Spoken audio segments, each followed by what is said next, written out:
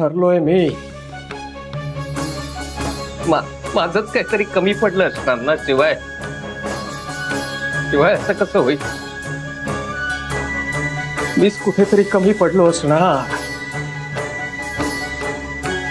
माझं चुकलंय सगळं माझंच चुकलेलं आहे. नाही नाही बाबा, तुमचं नाही चूक बाबा. मी सांगतो ना बाबा, मला आणि माझ्या मागे येऊ नको. नाही बाबा, ऐका ना. एकटा सोड मला. पेट्या बाबा ऐका ना बाबा, मला तुम्हाला सांगाय.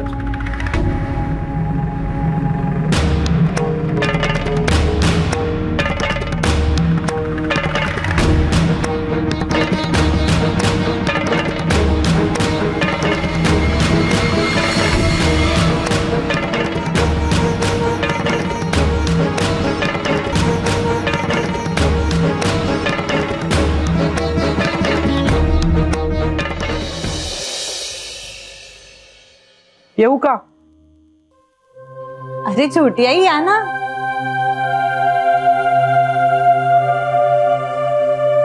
कामाच्या गडबडीत वेळच नाही मिळाला तुम्हाला येऊन भेटायला. ठीक आहे छोटी आई, आम्ही अगदीच समजू शकतो. बरं ऐका ना, माझं थोडं काम आहे तुमच्या दोघांकडेही.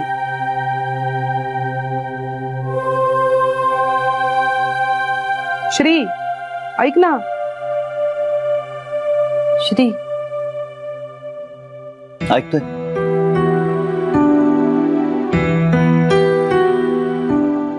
ह्यांच्याकडे थोडं लक्ष ठेवा हा. म्हणजे खरं तर मी सुद्धा मनावर दगड ठेवूनच चालली आहे, पण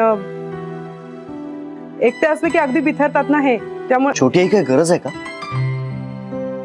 अरे असं नाही रे, पण मला ना श्री, मला स्वतःला तपासून बघायचंय. म्हणजे मी एखादं काम करू शकते का नाही हे मला पडताळून बघायचंय.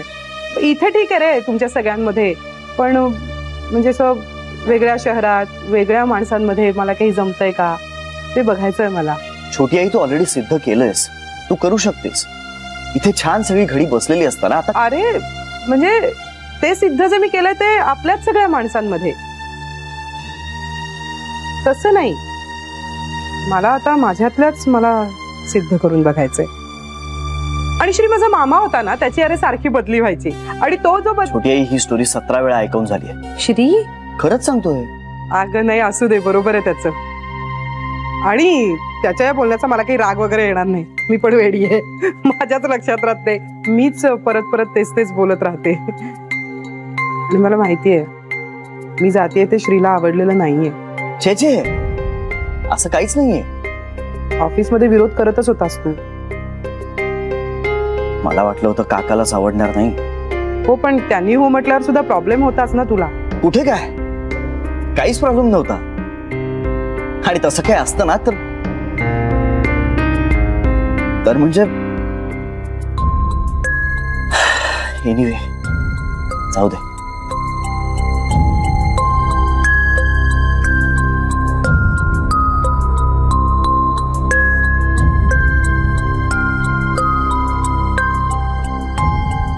ए श्री,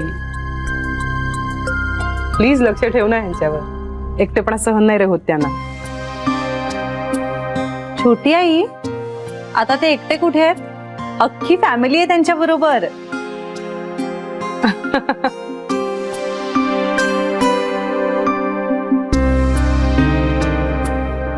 हो ना, बस एवढंच हवं होतं मला की तुम्ही काळजी घ्या त्यांची. तसे श्री तुला घाबरतात ते, तुझ्यावर खूप जीव आहे जान्हवी त्यांचा, त्यामुळे तुमच्या दोघांचं सगळं ऐकतील.